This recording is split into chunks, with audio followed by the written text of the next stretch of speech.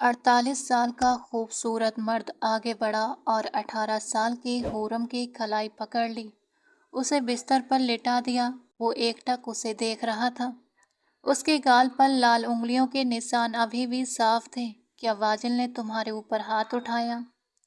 गाल पर अपना हाथ फेरते हुए वो किसी और ही दुनिया में चला गया। उसका दुपट्टा उतार कर एक तरफ रख दिया। उसके गले पर भी निशान थे।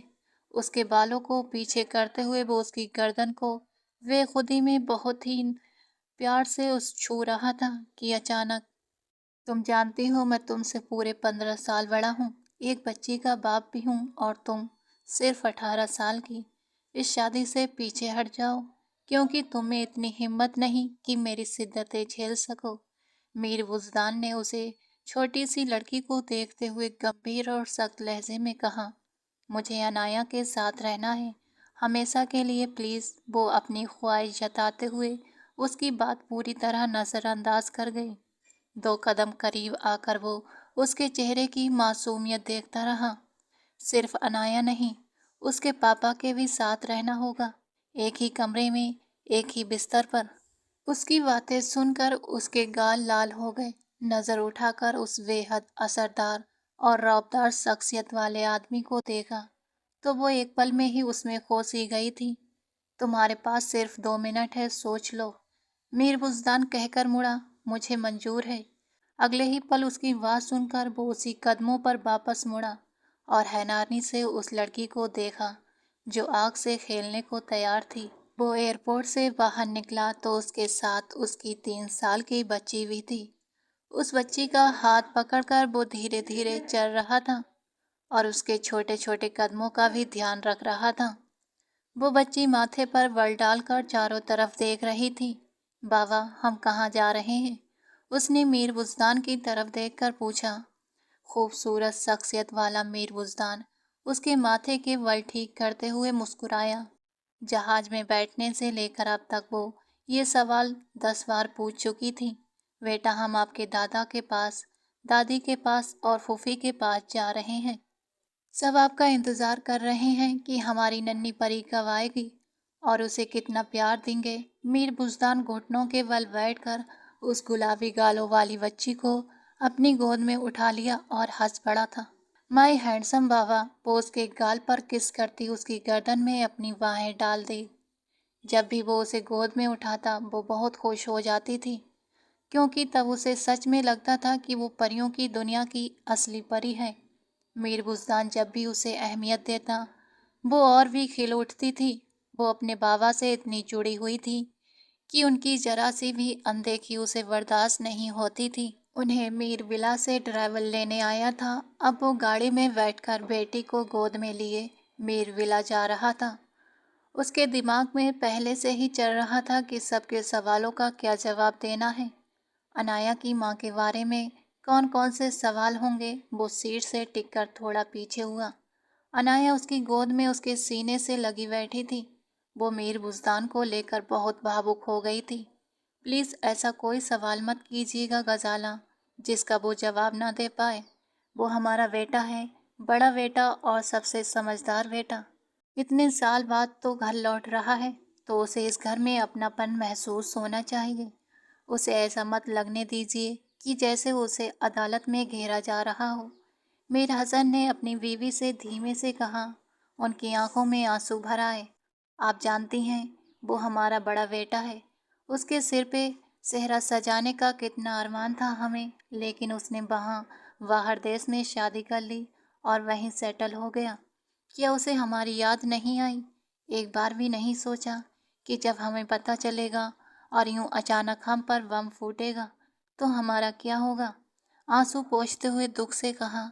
गजाला, जो होना था वो हो गया। अब लकीर पीटने का क्या फ़ायदा? खुले दिल से उन्हें एक्सेप्ट करो। बहू के साथ आपकी पोती भी है और मुझे यकीन है पोती को देखकर आप खुद सब कुछ भूलकर उसकी हो जाएंगी। मीर हसन ने बीवी की आंखों से आंसू पोंछते हुए उन्हें अपने सीने से लगाया। तभी मेन गेट से गाड़ी एंटर होने की आवाज़ सुनाई दी। उधर देखो गजाला, वो 10 साल बाद वापस लौट रहा है। मुझे उम्मीद है आप उससे अच्छे से मिलेंगी। वो हमारी पहली औलाद है। हमें माँ बाप कहने वाला वही है, हमारा मीर बुज़दान, आपका दूसरा इश्क, क्योंकि पहला तो मैं हूँ। वो उन्हें समझाते हुए साथ में मजाक में प्यार से बोल रहे थे। उन्होंने अपने पसंदीदा शौहर को मोहब्बत भरी नज़रों से देखा। चलो, वो अंदर आ गया होगा, उन्होंने अपने शौहर से कहते हुए बाहर की तरफ कदम बढ़ाए। ये दिन कितना ही खूबसूरत या ख़ास है, जितनी मेरी बीवी। वो उसका हाथ थामे मुस्कुराते हुए एक साथ कदम से कदम मिलाते बाहर निकले, जहाँ सब घर वाले इकट्ठा हुए मीर बुज़दान का वेलकम कर रहे थे। गजाला बेगम को देखते ही मीर बुज़दान ने अनाया को उठाया और उनकी ओर बढ़ा। अनाया को नीचे उतारते हुए वो माँ के लिए अपना सीना खोलते उन्हें अपने सीने से लगा गया। गजाला बेगम अपने जवान मजबूत बेटे को देखकर खुशी से आंखों में आंसू भर लाई। कितना याद किया तुम्हें, कितना ये आंखें तड़पी मीर बुज़दान, लेकिन कितना समय लगा दिया लौटने में। वो दुख भरे अंदाज से बोली। माफ़ी नहीं मिल सकती क्या? मीर बुज़दान का लहजा भी नम हुआ। बाबा, अनाया ने माथे पर बल डाले उसकी शर्ट को खींचा। उसे पसंद नहीं आया कि मीर बुज़दान ने उसे गोद से नीचे उतार दिया। अनाया के पुकारने पर गजाला समेत सबकी नज़रें उस नाजुक सी गुड़िया पर गई थीं। ये मेरे बाबा हैं, अनाया ने गजाला बेगम पर अपनी आहिस्तगी जाहिर की। गजाला बेगम के चेहरे को मुस्कान ने छू लिया। ये मेरी पोती है। जी, आपकी पोती अनाया, मीर बुज़दान। मीर बुज़दान ने रुक रुक कर अदा किया था, तो गजाला बेगम ने नीचे झुकते हुए उसे अपने सीने से लगा लिया। बहुत प्यारी है आप अनाया, बिल्कुल अपने बाबा की तरह। उसका गाल चूमते वो उसे शर्माने पर मजबूर कर गईं। बाबा, आंटी ने मुझे यहाँ किसी की वो शिकायत लगा रही थी। तो सभी मुस्कुरा दिए। मीर बुज़दान सबको मिला था, फिर अनाया की ओर मुड़ा, जो अब सब में घुल मिल गई थी, और इतनी घुल मिल गई थी कि कुछ पल को मीर बुज़दान को भी भूल गई थी। उसे बस प्रोटोकॉल चाहिए था। अपने पापा की तरह कुछ सोचते मीर बुज़दान के चेहरे पे तकलीफ के आसार दिखे, लेकिन अगले ही पल माँ के बुलाने पर उनकी ओर मुड़ गया। बेटा, अनाया की मम्मा कहाँ है? वो नहीं आई। गजाला बेगम की बात पे अब की बार सबकी नज़रें मीर बुज़दान पर टिक गईं। उसकी डेथ हो गई है, इस खबर ने सबको एक पल को चुप करा दिया। उसे कैंसर था, वो सरवाइव नहीं कर पाई। अनाया को अकेलेपन का बहुत एहसास हो रहा था। वो अपसेट हो गई थी, इसलिए यहाँ ले आया इंडिया, जहाँ सब मेरे अपने हैं, जो मेरी बच्ची को अपना प्यार देंगे, इज्जत देंगे, अपने होने का मान देंगे। उसकी माँ दुनिया में नहीं है, इसको कभी उसे जताएंगे नहीं, उसकी कमी कभी महसूस नहीं होने देंगे। मीर बुज़दान बोल रहा था, जबकि वहाँ मौजूद सभी वहाँ बहुत चुपचाप उसकी बात सुन रहे थे और उसे बहुत दाद देती नज़रों से देख रहे थे। जिसने इतनी हिम्मत दिखाई? गजाला बेगम ने आगे बढ़कर अनाया को अपनी गोद में भर लिया। उसकी माँ हम हैं, ये हमारी पोती नहीं, हमारी बेटी है, हमारी जान है। गजाला बेगम ने उसके माथे पर अपने होठों का स्पर्श देकर उसे अपने सीने से लगाया, तो सभी के चेहरों पर मुस्कान सज गई थी। इसी बीच अचानक एक लड़की भागती हुई अंदर आई। इस एक्सप्रेस ट्रेन को देखकर सभी ने उसका रास्ता छोड़ दिया था। उसकी स्पीड का मुकाबला नहीं था, जब भी आती भूकंप ही लाती थी, इसलिए सब पीछे हटते हुए उसका रास्ता छोड़ रहे थे। लेकिन मीर बुज़दान समझ ना सका ये सब क्या है, इसलिए अपनी जगह सीधा खड़ा रहा। वो लड़की सीधे उसके फौलादी सीने से टकरा गई। उसे लगा पूरी दुनिया ही घूम गई हो। माथे पे हाथ रखते हुए जितनी स्पीड से वो मीर बुज़दान से टकराई थी, उसी स्पीड से वापस पीछे की ओर फर्श पर जा गिरी। हाय, मर गई मम्मी जी, मेरा माथा तोड़ दिया। उसने रोना पीटना शुरू कर दिया। उठ जाओ रेलवे एक्सप्रेस, जाथिया ने मजाक उड़ाते कहा। छक छक करती रेलगाड़ी आई। आदिल ने भी अच्छा खासा मजाक बनाया, तो वो लड़की मुंह बनाते उठ खड़ी हुई। आपकी तारीफ, सीधे मेरे माथे के बीच में घुसे हैं आप। उस लड़की ने मुंह बनाते कमर पे हाथ रखे लड़ाकू अंदाज में पूछा था। मीर बुज़दान ने एक नज़र इस छोटी सी लड़की को देखा, जो बामुश्किल उसके कंधे तक ही आती थी, जबकि उसका माथा एक तरफ से हल्का हल्का लाल हो गया था। मीर बुज़दान ने माँ की ओर देखा। बेटा, ये हमारे पड़ोस में थे, मिर्जा साहब, उनकी बेटी है हिया। और हिया, ये मेरे बड़े बेटे हैं मीर बुज़दान। ओह अच्छा अच्छा, वो जो बाहर देश से आने वाले थे। मीर बुज़दान हसन, वो उसका पूरा नाम लेते ही बहुत हैरान हो गई थी। नाइस टू मीट यू, वो उसकी तरफ देखती एक तंजिया मुस्कान हंस कर गई थी। मीर बुज़दान ने उसे इग्नोर करते अपनी बेटी को देखा जो उसके देखते ही उसकी तरफ लपक गई थी। मीर बुज़दान ने उसे प्यार से देखते अपनी गोद में भर लिया। इस शख्स की मुस्कान बहुत प्यारी थी। हिया ने दिल ही दिल में उसकी तारीफ की। हाय प्री, कैसी हो? हिया ने उसकी तरफ अपना हाथ बढ़ाया। मेरी मम्मा भी मुझे प्री ही कहती थी, अनाया ने मुस्कुरा के बताया। ओह वाह, आप तो हो ही बिल्कुल प्री की तरह। So sweet, soft soft cheeks हैं। वो उसके गाल खींचते उसे प्यार कर रही थी तो अनाया अपने पापा के सीने से लग गई, चेहरा छुपा गई। बेटा आप फ्रेश हो जाओ, खाना लगवाती हूँ, गजाला बेगम ने जल्दी से बीच में आकर कहा। मीर बुज़दान ने हाँ में सिर हिलाया और सीढ़ियाँ ऊपर चढ़ गया। या यहाँ आओ। जाथिया और आदिल और यह खुर्रम कहाँ हैं? तुम सब कान खोल के सुन लो। मीर बुज़दान के सामने ज़्यादा शरारतें नहीं करना। उसे ज़्यादा शोर शराबा पसंद नहीं, तो मुझे किसी तरह की शिकायत नहीं चाहिए। और अगर किसी को मीर बुज़दान ने डांट दिया तो अपने आप को सुधारना, मुझे शिकायत करने मत आना कोई। आंटी, क्या आपके मीर बुज़दान हसन हिटलर से कोई शिक्षा लेकर आए हैं जो आप हमें इतना डरा रही हैं? हिया ने मुंह टेढ़ा करते हुए कहा। अरे तुम शायद अभी उन्हें जानती नहीं, कितना गुस्से वाले हैं। अब जब वो यहाँ रहेंगे तब जान जाओगी तुम, बहुत अच्छी तरह। जाथिया ने उसे जानकारी दी। हाँ, जब मुझे जान जाएंगे तो वो भी मुझसे पनाही मांगेंगे, हिया ने दिल में कहा। रात को खाने की टेबल पर एक बार फिर सब मिलकर बैठे थे। मीर बुज़दान, फिर आगे की क्या प्लानिंग है? जी मैं समझा नहीं, अपने चाचा जान की तरफ देखते पूछने लगा। साथ में चेयर पर बैठी अनाया को भी वो छोटे छोटे निवाले बनाकर खिला रहा था। बेटा यहीं सेटल होना है या फिर बाहर जाने का इरादा है? अब यहीं हूँ चाचा जान, लेकिन एक बार फिर चक्कर लंदन में लगाना होगा। बिजनेस तो प्रोवाइड अप कर दिया है, लेकिन कुछ फाइल वर्क बाकी है, मीर बुज़दान ने विस्तार से बताया। उसी पल वहाँ सभी जवान पार्टी के हंसने की आवाज़ सुनाई दी। एक पल के लिए मीर बुज़दान की नज़र उस तरफ उठी तो वो अपना सिर झुकाते फिसियानी हंसी हंस रहे थे। ठीक है बेटा, ये भी बहुत अच्छा है, कल बस से ऑफिस ज्वाइन कर लो, सब बिजनेस तुम्हारा ही है, हसन साहब ने बहुत प्यार से बेटे से कहा। उनकी 3 औलादें थीं। बड़ा मीर बुज़दान जो 32 साल का था, 10 साल पहले बाहर देश कंपनी वीज़ा पर गया था, लेकिन वहाँ अपनी कंपनी खोल ली। हसन उनके पापा का नाम था, जिसने दिन दोगुनी रात चौगुनी तरक्की की थी।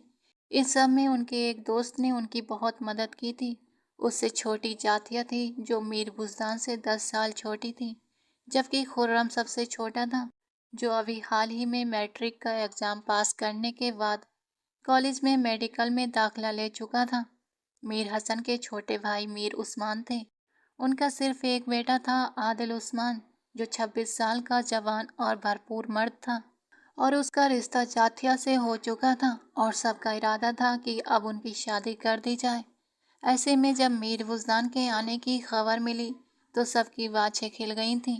पर जब ये पता चला कि मीर बुज़दान तो शादी करके आ रहा है तो सबके दिल मायूस हो गए थे। ऐसे में हसन साहब ने सबको तसल्ली दी कि मीर बुज़दान की ना सही, जाथिया और आदिल की शादी ज़रूर करेंगे। ऐसे में सब एक बार फिर से खुश हो गए और मीर बुज़दान के आने से सबकी खुशी दोगुनी हो गई थी।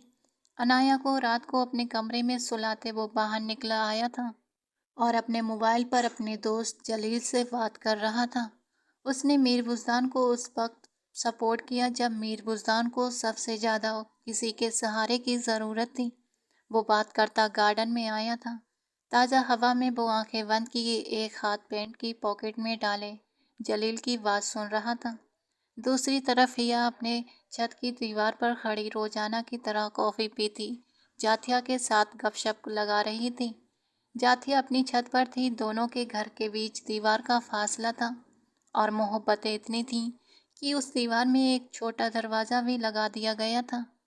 ये जाति देखो, तुम्हारा भाई फ़ोन पे लगा है, इतनी रात गए, जरूर किसी लड़की का चक्कर होगा, हिया ने आंखें छोटी करते कहा, पागल आहिस्ता बोलो। एक तुम खुद एक्सप्रेस और वॉल्यूम तुम्हारा लाउड स्पीकर। थोड़ा आहिस्ता बोलो, अगर उन्होंने सुन लिया तो क्या हो जाएगा, क्या कर लेंगे। हिया ने अपना वॉल्यूम थोड़ा और ऊंचा किया तो वो जो फोन पर बात कर रहा था, एकदम से उसकी नज़र आवाज़ की तरफ उठी। सामने उस लड़की को देखकर उसके माथे पर बल पड़े थे।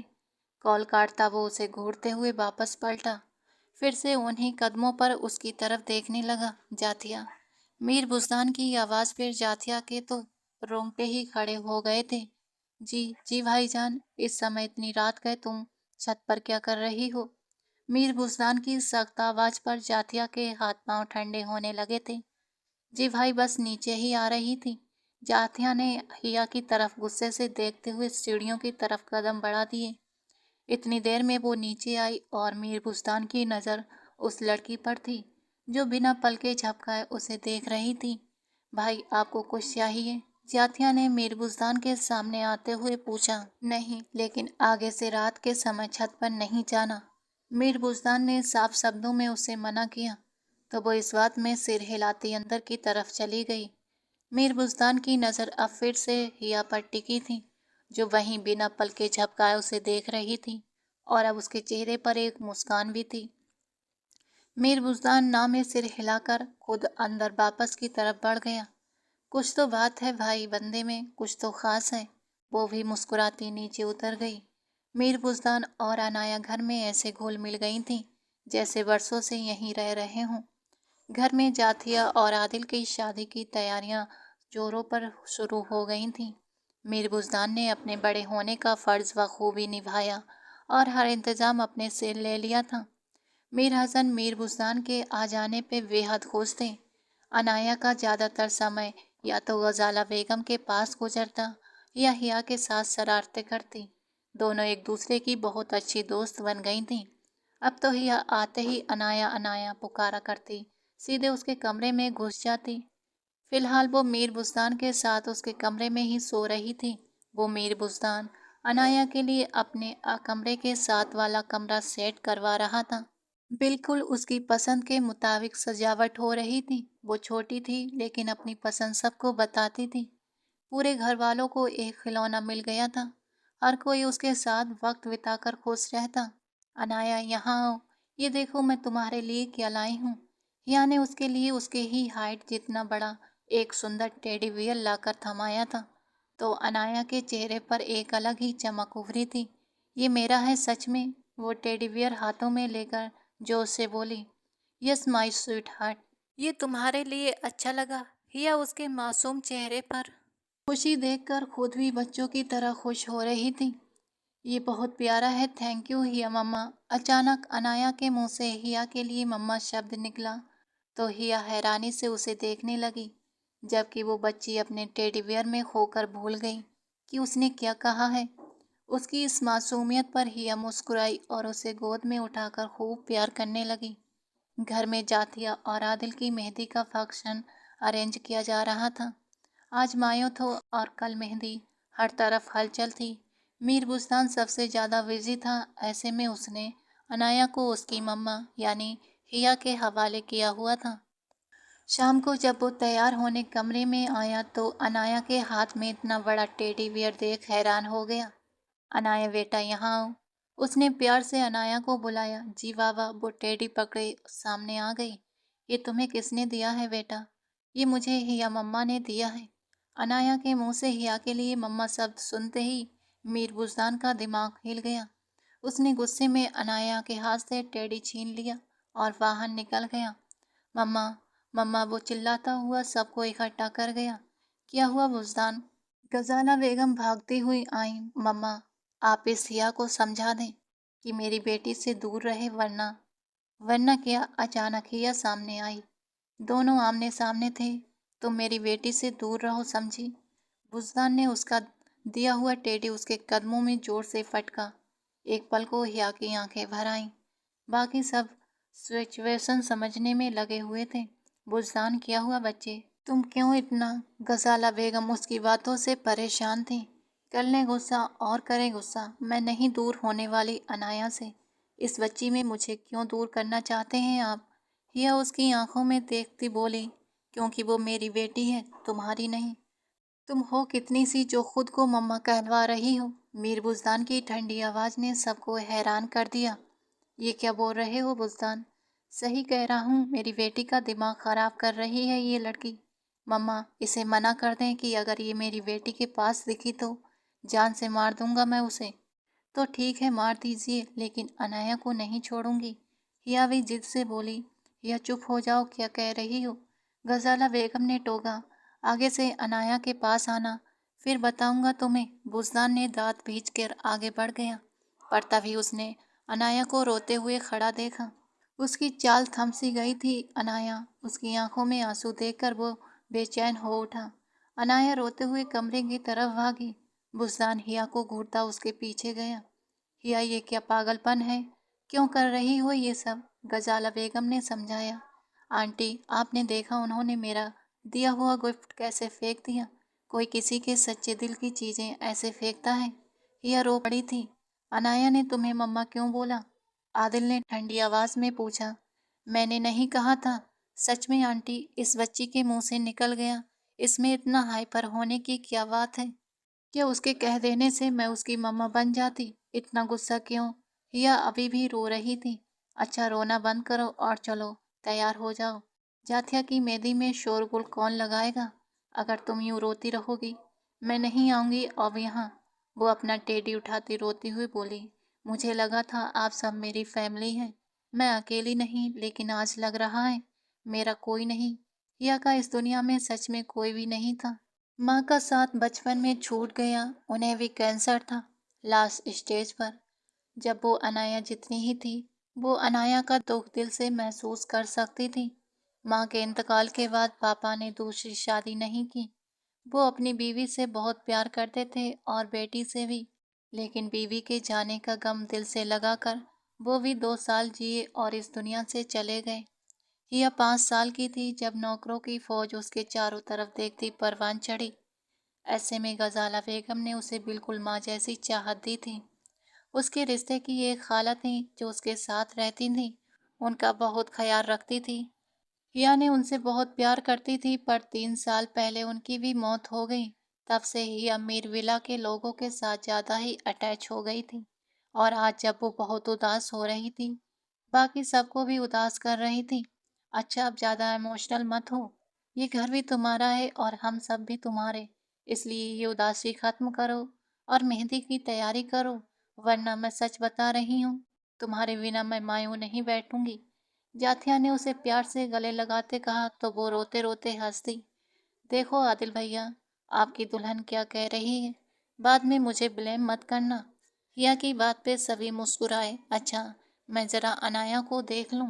मम्मा, मम्मा। अचानक मीर बुज़दान की आवाज़ पे सभी चौंके और मीर बुज़दान के कमरे की तरफ भागे, जहां मीर बुज़दान अनाया को बाहों में लिए उसे होश दिलाने की कोशिश कर रहा था, जबकि अनाया बेसुध बिस्तर पर पड़ी थी। या तो दरवाजे तक पहुंचते ही अपने पैरों से जान निकलती महसूस करती, वहीं गिर गई थी। मम्मा, देखो उसे क्या हुआ है। ये आंखें नहीं खोल रही। मीर बुज़दान के चेहरे पर हलचल थी। आदिल ने आगे बढ़कर देखा तो वो ठीक थी। जाथिया, पानी लाओ। पानी लाते हुए उसके चेहरे पर छिड़काव किया तो वो धीरे धीरे अपनी आंखें खोल गई। उसे होश में आता देख मीर बुज़दान ने गहरा सांस भरा और उसे अपने सीने से लगा लिया। अनाया, मेरी जान, एक पल में अपने पापा की जान निकाल दी आपने, वो नम लहजे में बोला। सभी की तरफ देखते हुए वो हिया को ढूंढ रही थी, जो दरवाजे के बीचों बीच बैठी रो रही थी। अनाया सबको छोड़ती उसकी तरफ भागी और उसके गले लग गई। आई लव यू हिया मम्मा। वो उसके गले से लगते हुए प्यार से बोल रही थी और हिया भी उसे अपने सीने से लगाए हुए थी, जैसे वो उसी की बच्ची हो। गजाला बेगम ने किन आंखों से मीर बुज़दान को देखा, जिसका चेहरा बिल्कुल सख्त था, जबकि हिया और अनाया का प्यार देखते गजाला के दिमाग में कुछ चला था। मम्मा, बाबा, यार आप क्या कर रहे हैं? वो बच्ची है, आप उसे मेरे साथ कैसे शादी करवा सकते हैं?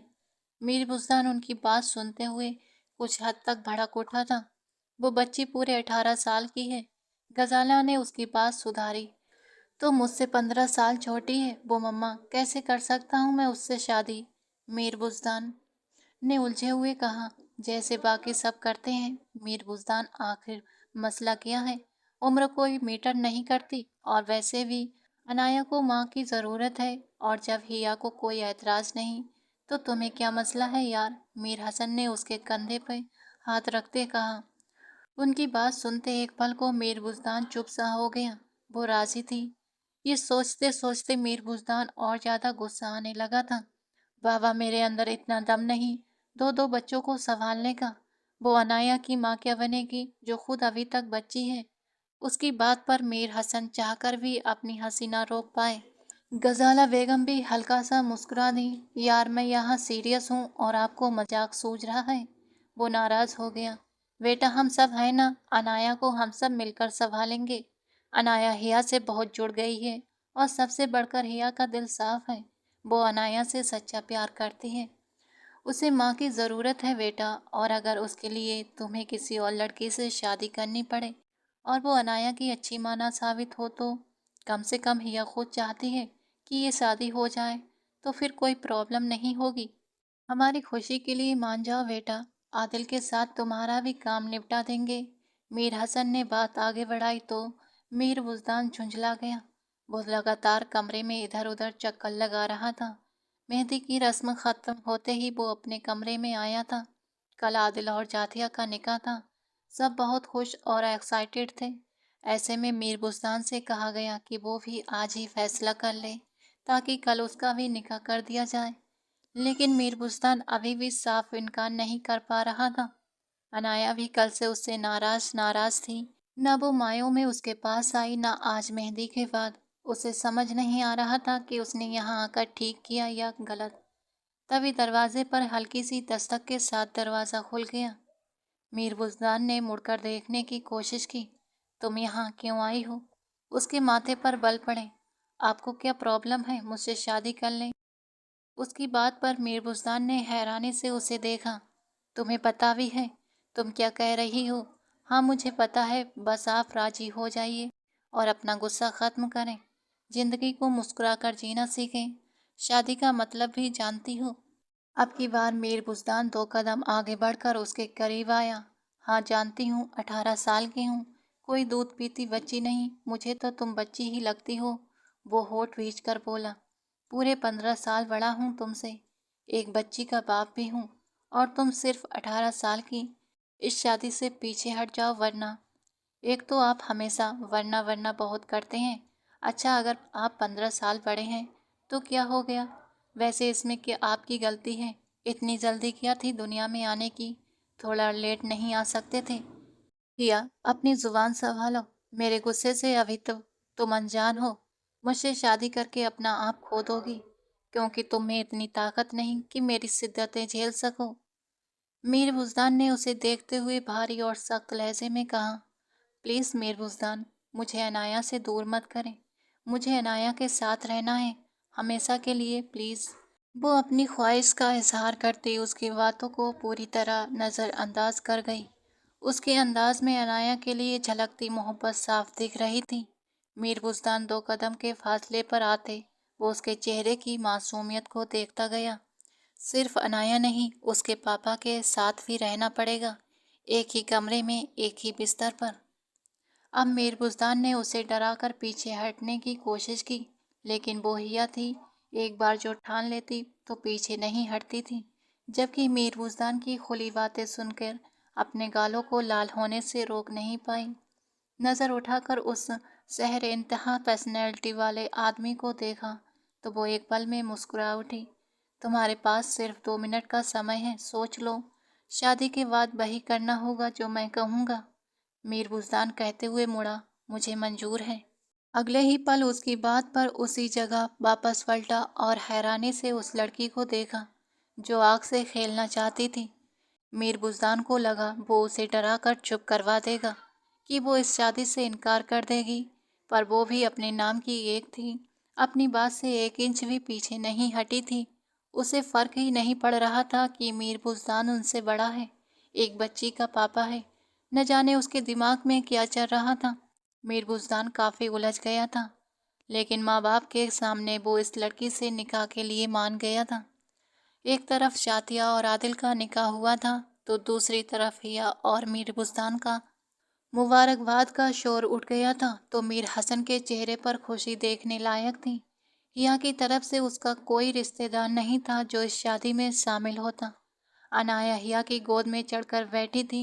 मेरी हिया मम्मा, वो अचानक उसके गालों पर किस देती चली गई थी। उनकी मोहब्बत देखते हुए सभी ने उन्हें दुआएं दी थीं। खाने पीने से फारिग होते ही जातिया और हिया को एक साथ बाहर लाया गया था। दोनों ही बेहद खूबसूरत लग रही थीं। अनाया ने हिया का हाथ थामा था। परी जैसी चाल चलती उसके साथ बाहर आई थी। दोनों ने सेम मैचिंग की थी। बेटी को आता देख मीर बुज़दान ने अपनी जगह से उठ खड़ा हुआ। आदिल ने जातिया का हाथ थामे उसे स्टेज पर चढ़ने में मदद की थी। इसके बाद हिया स्टेज की तरफ बढ़ना चाही, लेकिन मीर बुज़दान ने उसकी तरफ हाथ नहीं बढ़ाया, बल्कि आगे बढ़कर अनाया को अपनी गोद में भर लिया था। हिया का दिल जोर जोर से धड़क रहा था। वो वहीं खड़ी आंसू पीती हुई खुद ही स्टेज पर ऊपर आने लगी थी और जब पूरी तरह लड़खड़ा रही थी, इससे पहले कि वो जमीन पर गिरती, मीर बुज़दान ने उसकी कमर पर हाथ डालकर उसे अचानक खींच लिया और अपने गले से लगा लिया। एक बाहों में उसने अनाया को संभाले हुआ था, जबकि दूसरी बाहों में उसने हिया को संभाला हुआ था। उस पल को खुर्रम ने कैमरे में कैद कर लिया था, जबकि मीर हसन अपने बेटे को इस तरह देखते मुस्कुरा रहे थे। सच में दो दो बच्चों को संभालना दिल दिमाग का काम था और ये काम सिर्फ मीर बुज़दान ही कर सकता था। अनाया मेरी जान, आज दादू के पास सोगी, कल से हिया मम्मा के पास सोना। गजाला उसे कब से अपने साथ ले जाने के लिए मना रही थी, लेकिन वो हिया की गोद में घुसी हुई बैठी थी। नहीं जाना, मैं हिया मम्मा के पास ही रहना है। हिया मम्मा कहानी सुनाओ। अनाया उसकी गोद में सिर रख कर लेटी थी। हिया ने उसका माथा चूमते उसे कहानी सुनानी शुरू की। वो बहुत ध्यान से उसकी कहानी सुन रही थी। गजाला उन्हें देखते हुए मुस्कुराती हुई बाहर निकल गई। अनाया कहानी सुनाते सुनाते सो गई, जबकि हिया आज पूरे दिन की थकान की वजह से बिस्तर पर टेक लगाए खुद भी आंखें बंद कर गई थी और नींद की दुनिया में खो गई थी।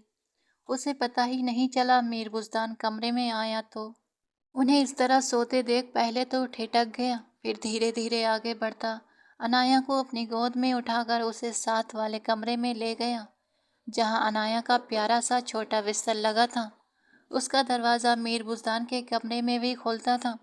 उसे सुलाते हुए अच्छी तरह कंबल दिया और वो अपने कमरे में वापस आ गया। सामने इस 18 साल की लड़की को देख उसके माथे पर बल पड़े थे और सिर झटकते हुए शावर लेने चला गया था। वापस लौटा तो हिया अभी भी गहरी नींद में थी।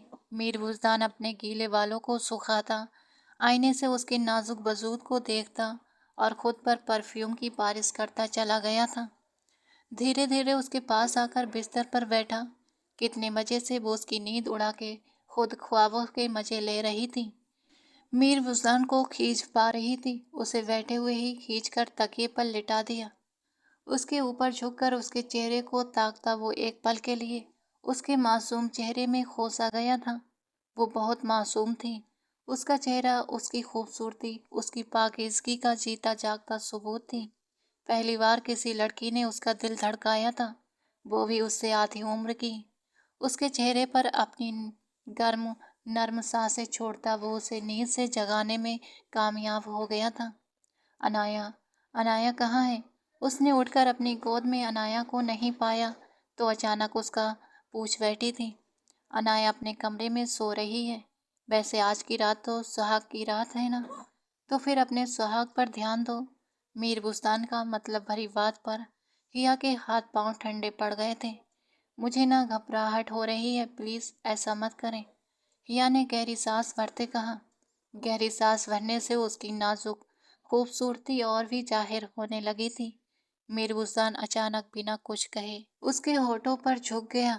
हिया की तो सांसें ही गले में अटक गई थीं। उसकी बात पूरी सुने बिना ही वो उस पर अपनी मनमर्जी चला रहा था।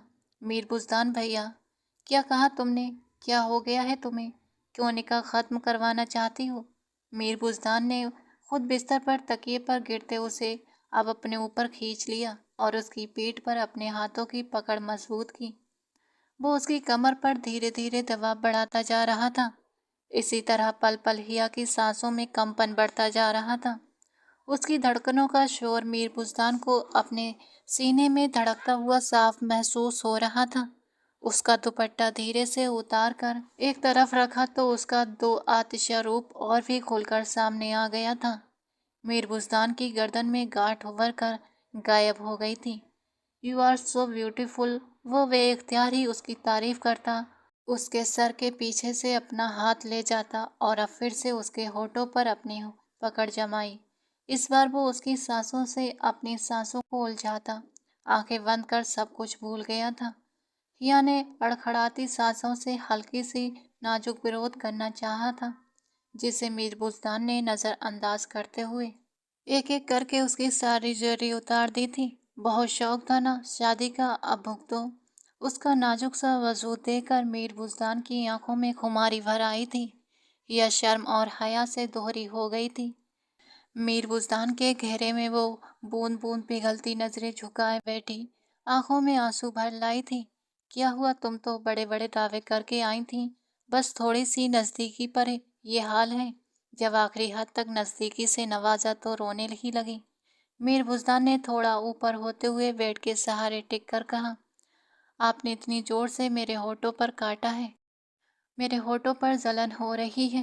हिया ने अपने खून छलकते होठों की तरफ इशारा करते कहा, अच्छा यहाँ आओ, इन्हें मरहम लगा दूं। वो उसे बाहों में पकड़कर अपनी तरफ खींच गया था। वो धीरे से उसकी गोद में आ गिरी, उसकी बाहों को थामे अपनी गर्दन के चारों ओर घेरे रखे और धीरे धीरे उसके होठों पर जुबान का मरहम रखते हुए उसे शर्माने पर मजबूर कर दिया। वो सिर झुकाए उसके सीने में समा गई। मीर बुज़दान हाथ बढ़ाकर लाइट ऑफ करते हुए उस पर साया फेरता रहा।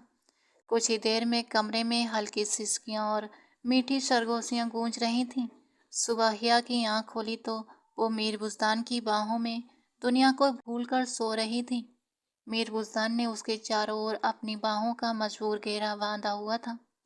वो लगभग सुबह का वक्त ही सोए हुए थे और अब गहरी नींद से अचानक जागी थी। उसे एकदम अनाया का ख्याल परेशान करने लगा था। अनाया कहाँ हो गई, वो मन ही मन सोच रही थी। तभी उसी पल अनाया कमरे में दाखिल हो गई।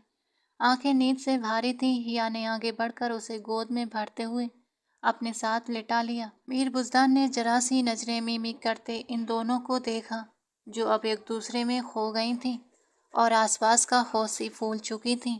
मीर बुज़दान ने आराम से रुख फेरते हुए उनसे करवट लेते आंखें बंद कर लीं। जातिया जातिया आदिल अपने आप पर एक गहरी नज़र डालते ड्रेसिंग रूम के दरवाजे से जातिया को पुकार रहा था। उस समय वे सब एक साथ नाश्ता करने वाले थे। वलीमा आज रात का था, इसलिए सभी सुबह देर से उठे थे। गजाला बेगम और निशा बेगम ने सब बच्चों के लिए मिलकर नाश्ता लगाया और हर तरह से नाश्ते की टेबल को सबके पसंद के खाने से सजा दिया था। क्या बात है आदिल, क्यों शोर कर रहे हो, मैं आ रही हूँ। जाथिया ने बहुत प्यारा ड्रेस पहना था। आदिल ने उसे शौक निगाहों से देखा। मेरी मोहब्बत का रंग चढ़ गया तुम पर और ज़्यादा प्यारी हो गई हो। जाथिया ने शर्माते हुए उसे देखा। चलो नाश्ते पर सब इंतज़ार कर रहे हैं। वे दोनों एक साथ बाहर निकले। अनाया, हिया और मीर बुज़दान का हाथ थामे नीचे आ गई थी। वहीं जाथिया और आदिल भी नाश्ते की टेबल की ओर बढ़े थे। सब ने मिलकर सलाम किया। माशाअल्लाह माशाअल्लाह, अल्लाह मेरे सब बच्चों को बुरी नज़र से बचाए, आमीन। सभी नाश्ते में मशरूफ़ हो गए थे। या अनाया को नाश्ता करवा रही थी और मीर बुज़दान को पूरी तरह इग्नोर कर रही थी, बल्कि भूल ही गई थी कि उसकी अभी हाल ही में शादी हुई है। इसी पल ही हील की टिक टिक सुनते ही सब चौंक गए थे। सबकी नज़रें अंदर वाले दरवाजे की ओर उठी थीं, जहाँ से एक लड़की मॉडल कपड़े पहने अंदर आई थी। मीर बुज़दान वहीं कदमों पर खड़ा हो गया। अनाया की नज़र भी उस लड़की पर गई तो वो डर के मारे मुंह छिपाकर हिया की गोद में छिप गई थी। मीर बुज़दान हसन, तुम्हें क्या लगा तुम मेरी बेटी को मुझसे छीन ले जाओगे और मैं चुपचाप तमाशा देखती रह जाऊंगी? तुम्हें अंदर किसने आने दिया? गार्ड्स, मीर बुज़दान ने ऊंची आवाज़ में पुकारा। 1 मिनट चिल्लाने की ज़रूरत नहीं, मैं वकील और पुलिस लेकर आई हूँ। इसी बीच एक लेडी वकील आगे बढ़ी और अदालत की तरफ से नोटिस मीर बुज़दान की ओर बढ़ाया। उन कागजों के अनुसार आपको अनाया जाहिद को मिस फरवा के हवाले करना होगा। यकीनन आपको ऑपरेट करना पड़ेगा। उस लेडी वकील ने मीर बुज़दान की ओर देखते हुए कहा। अनाया जाहिद, हिया ने धीरे से दोहराया। ऐसा मुमकिन ही नहीं, ये उस बच्ची को नहीं ले जा सकती। उसकी कस्टडी मेरे पास है। मीर बुज़दान भी अपना गुस्सा दबाते हुए बोला। आप ठीक कह रहे हैं, लेकिन तब तक थी जब तक उसकी सगी माँ नहीं मिल जाती। अब जब उसकी सगी माँ मौजूद है तो आपको उनकी बेटी उनके हवाले करनी होगी। वकील की बात पर सब हैरान होकर उन्हें देखते रह गए थे। मीर बुस्तान, तुमने तो कहा था कि तुम्हारी बीवी की मौत हो गई है, फिर ये कहाँ से आ गई? मीर हसन की बात पर मीर बुस्तान ने लब भींचे थे, जबकि फरवा की आंखें चमक उठीं। बीवी, अमेजिंग। प्लीज बुस्तान, मेरी बेटी मेरे हवाले करो। फौरन फरवा ने मुंह बनाते हुए कहा। ऐसे कैसे दे दूं मैं अपनी बेटी को? हिया ने अनाया को अपने पीछे छिपा लिया। जब मीर बुज़दान खुद को काबू में रखते हुए अनाया को उससे लेने आया। हिया, कंट्रोल योर सेल्फ, अनाया को अभी जाना होगा। मीर बुज़दान की बात पर हिया की आंखें भीग गई थीं। वो सिर हिलाकर ना में जवाब देने लगी थी। अनाया को गोद में उठाते मीर बुज़दान ने उसे प्यार किया था। वो भी आंसू बहा रही थी। मेरा बच्चा बहादुर है ना, पापा की बात मानेगा। पापा बहुत जल्द अपने बच्चे को वापस ले आएंगे। वो उसे धीरे से कान में सरगोशियां करते कह रहा था। मुझे हिया मम्मा चाहिए। वो भी जवाब में अपनी ख्वाहिश का इजहार कर गई थी। आपकी मम्मा हिया ही है मेरी जान। पापा को सबको अल्लाह हाफिज बोलो। वो अपनी 3 साल की बेटी को कितने आराम से हैंडल कर रहा था और वो उसकी बात सुन भी रही थी। अनाया सबसे मिलते आखिर में हिया से मिलती तो उसने अनाया को उठाते अपने सीने में छुपा लिया था। वो पूरी तरह से रो दी थी। फरवा आगे बढ़ी और हिया की गोद से अनाया को छीनना चाही। वो तड़प कर ही रह गई थी। उसके पीछे दौड़ने लगी, लेकिन मीर बुस्तान ने उसे खींचकर अपने पास लगा लिया था। मेरी बच्ची वो ले जा रही है, आप रोकते क्यों नहीं? वो बुलबुलाकर रोते हुए बोली थी। मीर बुस्तान खुद पर किस तरह काबू रखे हुए था, ये सिर्फ वही जानता था। वो अनाया को ले जा चुकी थी। अब सब मीर बुस्तान को देख रहे थे। ये सब क्या है मीर बुस्तान? वो जो अनाया को ले गई वो कौन थी? गजाला को ये सब बहुत खराब महसूस हुआ था। मम्मा, वो अनाया की सगी माँ है। हिया को सीने से लगाते वो धीरे से बोला। क्या? गजाला तो सिर पकड़ कर रह गई थी। हिया ने भी बेयकीनी से उसे देखा था। आप झूठ बोल रहे हैं। आपने कहा था वो मर गई है, हिया तड़प के बोली। झूठ कहा था? हिया का जी चाहा धाड़े मार मार कर रोए। मतलब वो तुम्हारी बीवी है, वो जिंदा है, अनाया की माँ। जब ऐसी बात थी तो तुमने हिया से शादी क्यों की? हसन साहब ने गुस्से में कहा। आपने मजबूर किया। मैं तो आखिरी तक इनकार करता रहा। कब कहा मैंने कि मेरी हिया से शादी कराओ? अगर ये बात बताई होती कि तुम्हारी बीवी जिंदा है तो मैं कभी हिया की शादी तुमसे ना करता। मीर हसन की बात पर बुज़दान ने लब भींचे थे। मुझे अनाया वापस चाहिए। मैं नहीं रह सकती उसके बिना। प्लीज़ उसे लेकर आइए। हिया रो दी। वो बुज़दान से बहुत उम्मीद से कह रही थी, आ जाएगी वापस, मेरा यकीन करें। बुज़दान ने उसकी आंखों में झांकते हुए कहा। उस समय उसे फरवा के अचानक इंडिया आने पर बहुत हैरानी हो रही थी। उसे यहाँ का एड्रेस किसने दिया था और वो सीधे वकील के साथ आई थी। बुज़दान उस समय फ़ोन पर जलील से बात कर रहा था। उसके चेहरे पर बेहद परेशानी थी, जिसे हिया दूर खड़ी खिड़की से देख चुकी थी। वलीमे की दावत भी सबने बेदिली से अटेंड की थी। बस खाना खा लिया गया था। सब अनाया के चले जाने से परेशान थे। सिर्फ बुज़दान ही था जो उसे वापस ला सकता था और वो अपनी सिरतोड़ कोशिश में लगा हुआ था। जलील ने पूरी बात करते वो किसी हद तक सुकून महसूस कर रहा था। अब उसका रुख अंदर कमरे की तरफ था कि अचानक उसके नंबर पर अनजान नंबर से कॉल आई, जिसे सुनते ही उसके जबड़े भिज गए थे और वो फिर उन्हीं कदमों पर गेट की तरफ बढ़ गया। गाड़ी में बैठते ही वो गेट से जैसे ही बाहर निकला, या भी अपनी गाड़ी लेकर बहुत चुपचाप उसके पीछे हल्के कदमों से चली गई। आगे पीछे 2 गाड़ियों को हवेली से निकलता देख मीर हसन बहुत परेशान हुए थे। एक बिल्डिंग के पास जाते बुजदान ने गाड़ी रोकी और बाहर निकलते हुए उस बिल्डिंग के अंदर चला गया। हिया भी उसके पीछे गाड़ी से उतरी और उसका पीछा करते हुए उस बिल्डिंग के अंदर घुस गई थी। अंदर जाते वो इर्द गिर्द देखकर बुजदान को ढूंढने लगी, जो अंदर आते ही गायब हो गया था। अचानक उसे कुछ कदमों की आवाज़ सुनाई दी तो हिया एक तरफ छुप गई। आने वाली हस्ती को देखकर हिया के पैरों तले जमीन खिसक गई थी। उसे यकीन नहीं हुआ कि सामने खड़ा शख्स उसका शौहर अनाया का पापा था या कोई बहरूपिया। तुम मुझसे जितना करीब आओगे बुजदान, अनाया से मिलने का चांस उससे कहीं ज़्यादा बढ़ेगा। फरवा ने बुजदान के गले के चारों ओर हाथ फैलाते कहा। बुजदान ने दांत भींचे और उसे सख्त घूरा था। वो चाहकर भी उसके हाथ पीछे नहीं हटा सका था, क्योंकि उसने अनाया को मारने की धमकी दी थी और सामने खड़ी औरत को वो अच्छी तरह जानता था कि वो अपना मकसद पाने के लिए अनाया को कुछ भी कर देती। मेरी बेटी कहाँ है? बुजदान के सख्त अंदाज पर वो ताने भरे अंदाज में हंसी। अरे इतनी जल्दी बता दूं वो कहाँ है, जबकि अदालत ने इसे मेरे यानी उसकी माँ के हवाले किया है। फरवा गर्व से बोली थी। जानता हूँ, इसलिए चुपचाप अनाया को तुम्हारे साथ भेज दिया, वरना सारी जिंदगी भी दहलीज की चौखट पर पड़ी रहती। अनाया का बाल भी देखने ना देता तुम्हें।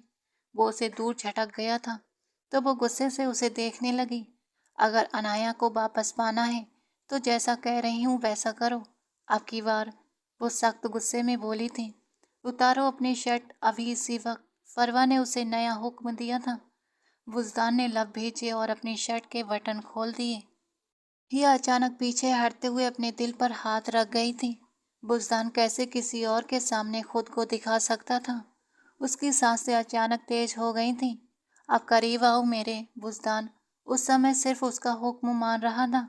आज बरसों बाद फरवा की ख्वाहिश पूरी होने का समय आ गया था। वो बहुत खुश थी। बुजदान धीरे धीरे 2 कदम बढ़ता उसके करीब आया। यहाँ छुओ मुझे, उसने अपनी गर्दन की तरफ इशारा किया। बुजदान ने अपनी मुट्ठियाँ कसकर भींच लीं। पिछले 5 साल से वो यही चाह रही थी और आज अपने मकसद में कामयाब हो गई थी। कम ऑन बुजदान, देर मत करो, आई एम वेटिंग। वो आंखें बंद करके उसके स्पर्श को अपनी गर्दन पर महसूस करना चाह रही थी। बुजदान उसके करीब झुका था और वो उसकी इस इंतज़ार कर रही थी कि अचानक ही वहाँ आ गई और फरवा के सिर पर जोर से डंडा मार दिया। वो वहीं बेहोश होकर गिर गई। या को वहाँ देखते ही बुजदान की आंखें फैल गईं। वो रो रही थी और बुजदान को देख रही थी। दिल करता है ये एक डंडा आपके सिर पर भी दे मारूं, ताकि आपकी अक्ल ठीक हो जाए। वो गुस्से में बोली, तुम यहाँ कैसे पहुंची? आपका पीछा करके। हिया ने नीचे झुककर उसकी शर्ट उठाते हुए उसकी तरफ बढ़ाई। इज्जत सिर्फ औरत की नहीं होती, मर्द की भी होती है मिस्टर बुजदान हसन, और मुझे दुख है कि आप यहाँ अपनी इज्जत का मजाक बना रहे थे। अगर इतनी ही कीमती थी पहली बीवी तो मुझसे दूसरी शादी क्यों की?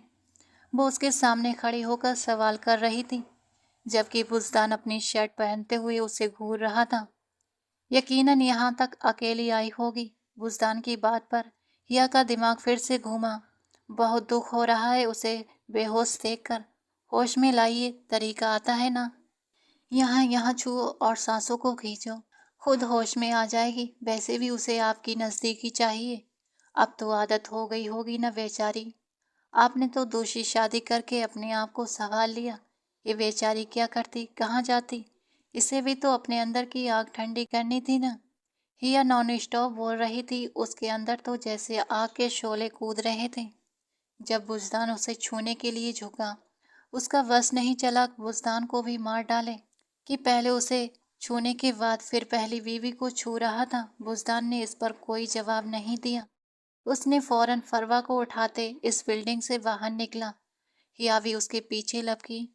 हॉस्पिटल यहाँ से काफ़ी दूर है, हिया ने तंज में कहा। बुजदान की चुप्पी अभी भी देखने लायक थी।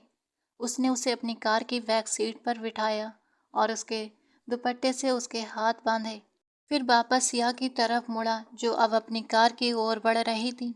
एक ही छलांग में जाकर उसे थामा और अपने कार के बोनट पर लपेट दिया। बिना कुछ सोचे समझने का मौका दिए वो इतनी जुनूनियत से उसके होठों पर झुका और उसकी सांसों को छू गया था जिससे हिया बुरी तरह से पैनिक हो गई थी, लेकिन बुज़दान की पकड़ से खुद को छुड़ा नहीं पाई और फिर खुद उसके आश्रय पर छोड़ दिया था। आंखों से आंसू बह रहे थे। उसका विरोध खत्म होता महसूस करते हुए बुज़दान ने उसके ऊपर से पीछे हटकर उसे उठाया और अपने सीने से लगाया। एक रात गुजरी है हमारे बीच और तुम मुझे लेकर इतनी पॉजेसिव हो रही हो। क्या मेरी करीबियत इतनी अच्छी लगी? बुज़दान ने उसे अपने सामने करते हुए पूछा। वो मुंह बना गई थी। बुज़दान, आप पहले से शादीशुदा हैं, ये बात मैं जानती थी। मतलब मुझसे पहले आप किसी और के हो चुके थे, पर वो इस दुनिया में नहीं है, ये तसल्ली थी। और मुझसे पहले आपने उसे छुआ। मैंने कुछ नहीं कहा क्योंकि उस वक्त मैं आपकी ज़िंदगी में नहीं आई थी, लेकिन अब मुझे छूने के बाद आप किसी और को छुओगे, मैं आपकी जान ले लूँगी। उसने उसके कॉलर को पकड़ते हुए गुस्से में कहा। बुज़दान ने उसके दोनों कलाइयों को हाथ में लेकर प्यार से अपने होंठ रख दिए थे। या तुम पहली लड़की हो जिसके करीब बुज़दान आया है, जिसे बुज़दान ने छुआ है, जिसने उसे अपना बनाया है। तुमसे पहले किसी ने बुज़दान को नहीं छुआ। तुम मेरी पहली बीवी हो। बुज़दान के इस खुलासे पर हिया की आंखें हैरानी से फैल गई थीं। ये आप क्या कह रहे हैं?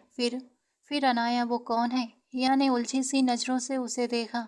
सब बताऊंगा, पहले अनाया को ढूंढना है, उसकी जान को खतरा है। चलो मेरे साथ। बुज़दान उसे लेकर अपनी कार में बैठा। हिया को भी अब जानने की ख्वाहिश हो रही थी और अंदर ही अंदर खुशी भी हो रही थी कि बुज़दान को पहली बार उसी ने छुआ। अनाया गहरी नींद में सो रही थी। जब बुज़दान उसके पास पहुंचा, वो फरवा के एक अपार्टमेंट में थी। परवा ने ही उसे बताया था, लेकिन जगह नहीं बताई। बुज़दान ने जलील के जरिए उसकी सारी जानकारी निकाल ली और अब वो इंडिया में उसी अपार्टमेंट में अंदर जा रहा था। मैं भी आपके साथ चलूंगी। या भी बाहर निकलना चाहिए। नहीं, तुम यहीं रुको, मैं अनाया को लेकर आता हूँ।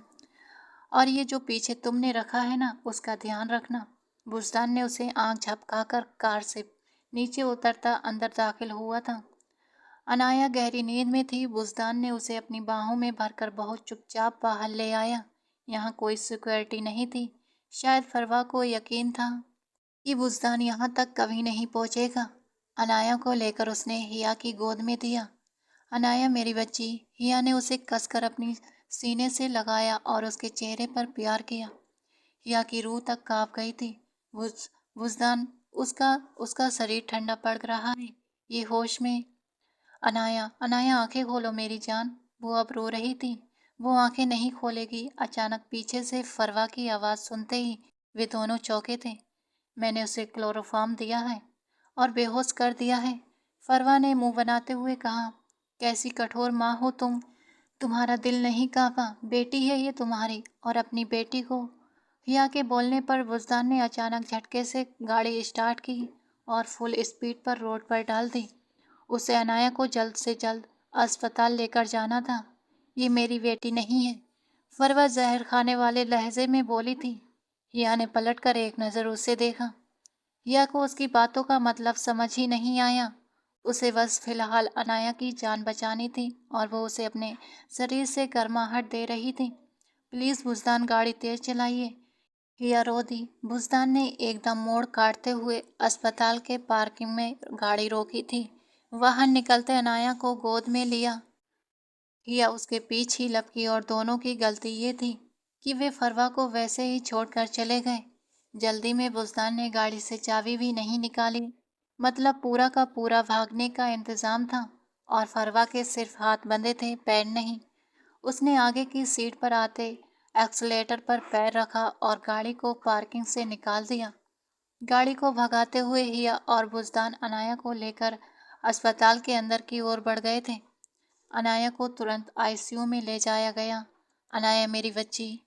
हिया ने तड़पते हुए बुज़दान को देखा। कुछ नहीं होगा, हिम्मत रखो। अनाया बहुत बहादुर है। बुज़दान खुद को ऐसे समझा रहा था। हिया को सीने से लगाते हुए उसने खुद भी सर्व से दो आंखें आंसू बहा दिए थे। रात के इस समय अस्पताल में भीड़ कम थी। बुज़दान के नंबर पर मीर हसन की कॉल आ रही थी। उसे समझ नहीं आया पापा से क्या कहे। फिर उनकी लगातार कॉल्स पर फ़ोन उठाकर एक तरफ हो गया। उन्हें अनाया के बारे में जानकारी देते हुए अस्पताल का पता भी दे दिया था। इतनी देर में डॉक्टर आईसीयू से बाहर निकली तो बुज़दान उसकी तरफ दौड़ा। डॉक्टर, मेरी बच्ची, डॉक्टर ने गंभीर आवाज़ में कहा, बच्ची को बहुत ज़्यादा मात्रा में क्लोरोफॉर्म दिया गया है, जिसकी वजह से उसका दिमाग नहीं जाग रहा। हम पूरी कोशिश कर रहे हैं। ये पुलिस केस है और प्लीज़ डॉक्टर, मैं पुलिस का फॉर्म भर दूंगा, आप प्लीज़ मेरी बच्ची को बचा लें। बुस्तान ने मुश्किल से शब्द बोले तो डॉक्टर ने उसे शांति देते हुए आगे बढ़ गई थी।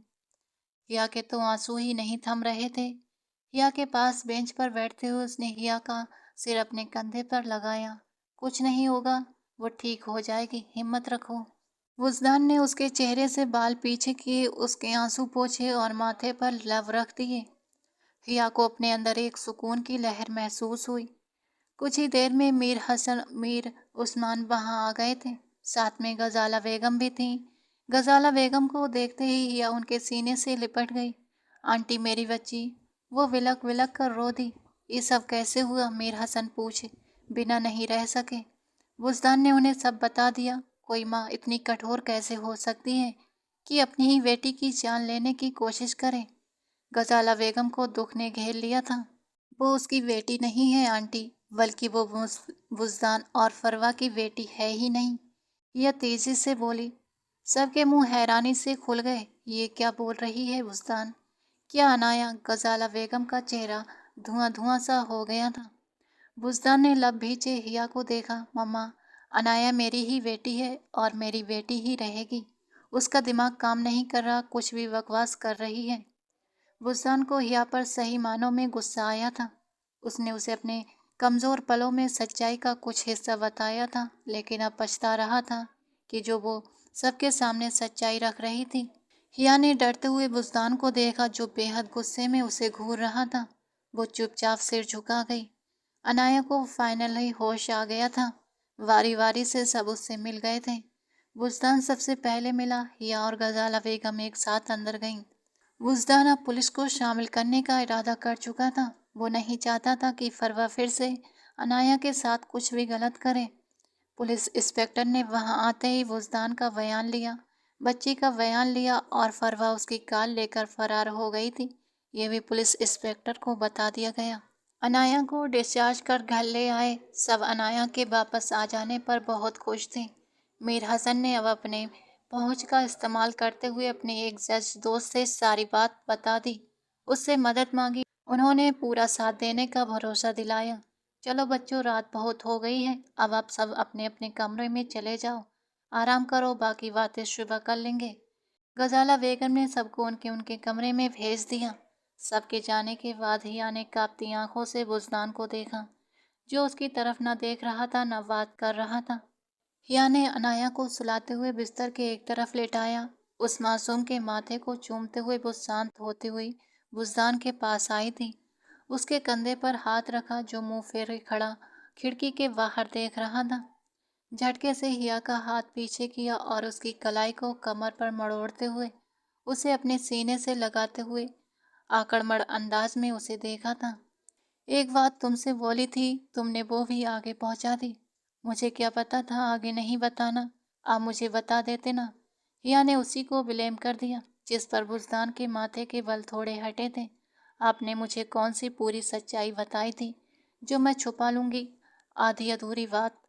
अनाया मेरे दोस्त जमाल और गंजा की बेटी थी।